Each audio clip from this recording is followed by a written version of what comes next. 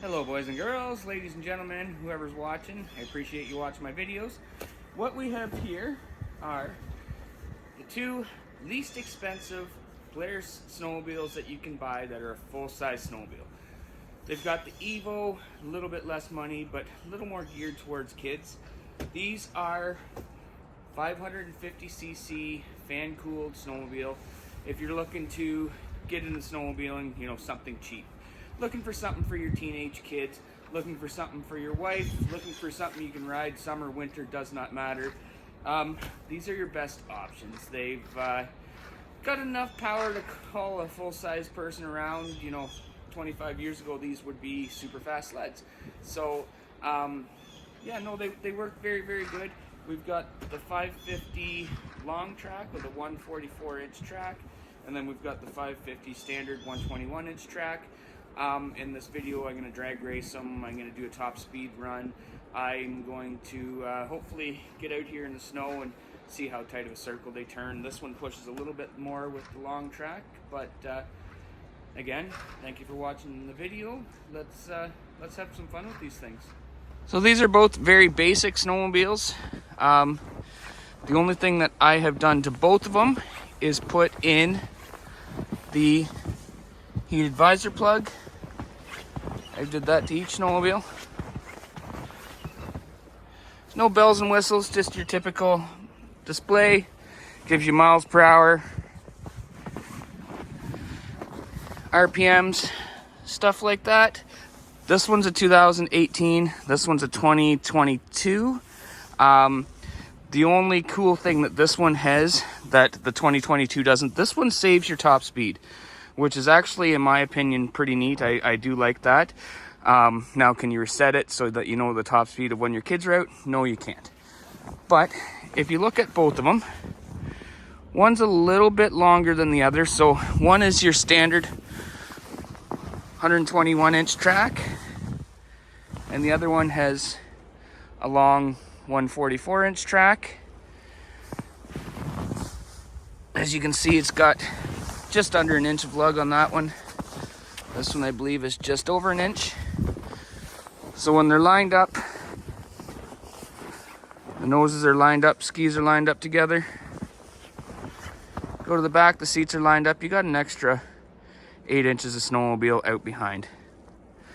Now, that being said, you do notice that on the trails, this one with the long track will push the skis a little bit more than the standard track, but you're not worrying about getting stuck near as much. This little guy here, you'll notice the lugs on this track are straight across. One thing I don't like about that, it could go for a little bigger lug on this machine, and the other thing is there's no kind of grooves or anything like that, so you do notice the back end of the sled slide out on you every once in a while, which can be fun, can be scary depending on what's going on. But very similar machines. Everything's darn near identical. The only thing I did notice throughout the couple years, the 2018 has Ride Effects front shocks. The 2022 doesn't have that. To be honest with you, you don't really notice the difference. You do notice this one's a little heavier on the front end. I think that's how they have it set up, just so it doesn't push as much in the corners. But yeah, check out some videos. We're gonna drag race them, see which one's faster.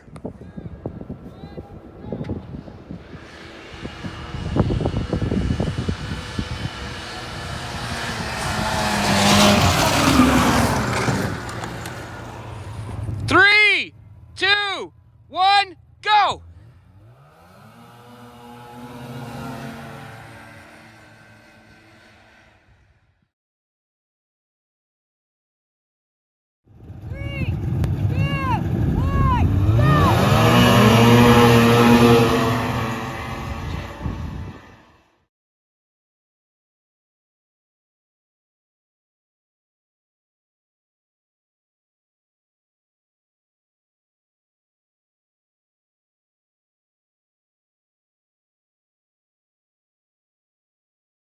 Now that you've seen them in a drag race, we'll do a top speed run.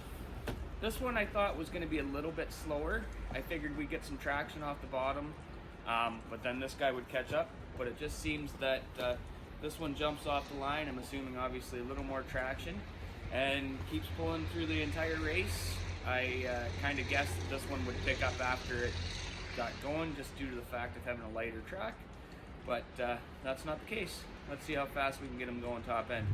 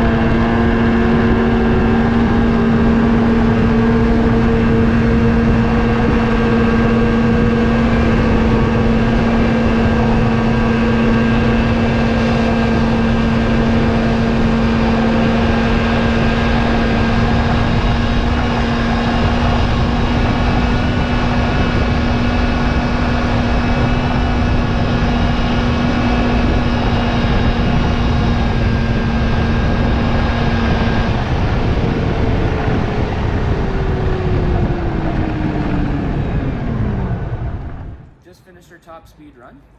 So this guy in the field is a wee little bit quicker. I'm assuming that little bit of extra track kind of gives it a little more oomph. The snow today is a pretty heavy snow.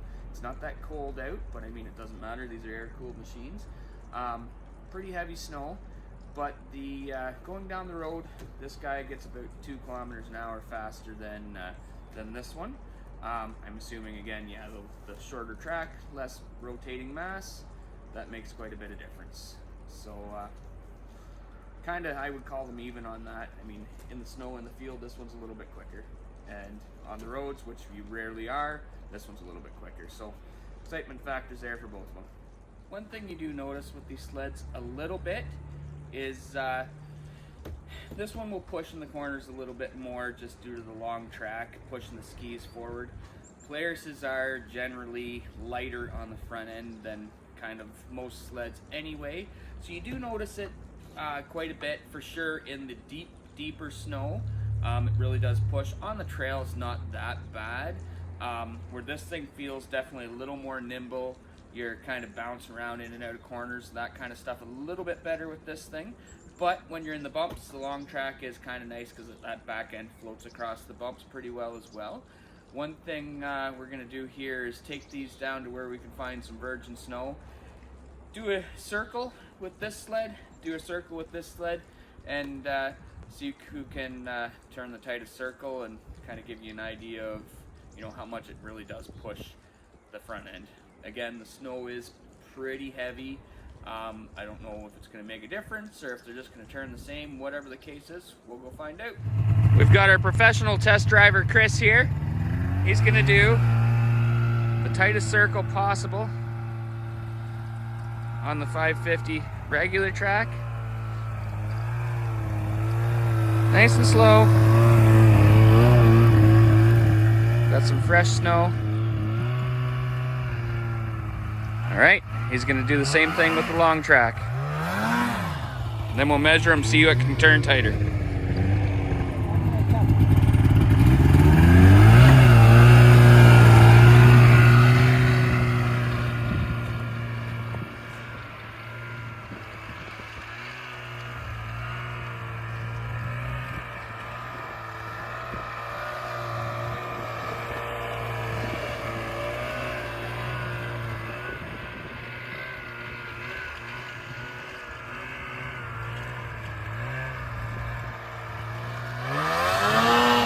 All right, we've got our professional test driver, Chris, taking the other side of the tape measure, going inside. I have 26 and a half. 26 and a half feet? Yep. Okay, that is the 550 regular track. Let's do the long track. There's a circle here too. You can see it has pushed a wee little bit, but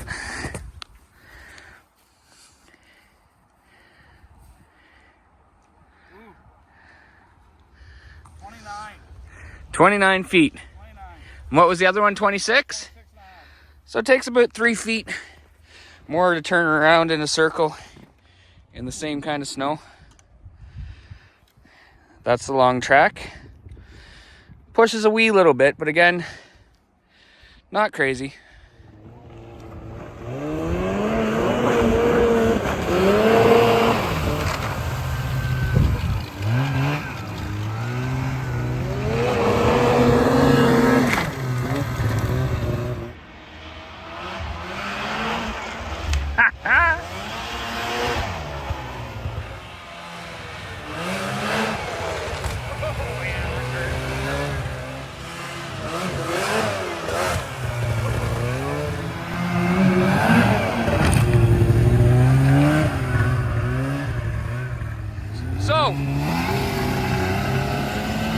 Oh,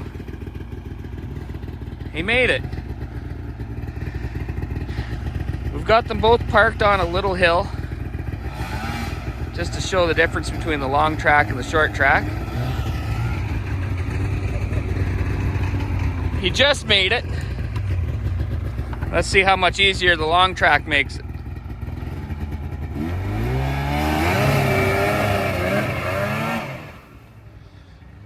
Well, that wasn't good. They both had no issue. Can't really see the hill from the video, but it's pretty steep. All right, we took these guys out. We did some water skipping. We hit a little jump we got in the yard that we made with a snowblower. We cut a circle in the yard. You'll notice that the short track turned a little bit tighter than the long track. The short track did the circle in 26 and a half feet. Long track did a tight circle in 29 feet. Water's crossing. This thing, they both work okay. I mean, you're not going to cross big oceans, lakes, you know, big rivers. I'd be scared. You're definitely not on an 800. But if you want to skip some water, they'll do it. This thing seems to be a little nose happier with the shorter track, where this one feels planted and it just wants to. You want to lift the front end up, you can do that. If you want it to stay flat, you can do that, where this one just kind of goes all over the place. Jumping them, you don't notice the extra length really on this one. is a little smoother when you're landing, maybe. I don't know if the long skid kind of helps that a wee little bit as well. But this one I just paid $10,000 plus taxes, so it was, yeah, just not that, it's expensive enough, but not horrible for a brand new sled. I believe these are about $1,000 cheaper with the regular track.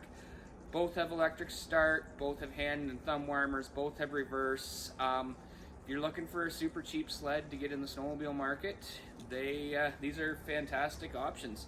If you want brand new, if you want warranty, that kind of stuff. Obviously there's a lot of cheaper ones out there for if you go used and that kind of stuff. These ones do hold their value very, very well. I can say that about these Polarises, the 550s. They're very simple too, and that's what keeps the price down. They're carbureted. These motors have not really changed a lot since they came out. I believe it was in 1999 and the 550 Super Sport Polaris brought out. I've got talking to a few mechanics, you know, different pipes, different gearing, that kind of stuff, but they're a pretty old motor, not a ton of tech into them, which keeps them relatively inexpensive. So if you're looking to get out snowmobiling, you want a brand new machine, you can't beat either one of these. I would think if it's for your wife or for your kids, you're probably a little bit better with the 550 with the short track, but if you're going to be using it a bit yourself and, you know, putting on some big miles and that kind of stuff, the long track is nice too. This one's just a little bit lighter, feels a little bit lighter, a little bit easier to maneuver if you're, you know, not 240 pounds like myself. Thank you guys for watching. I hope you enjoyed.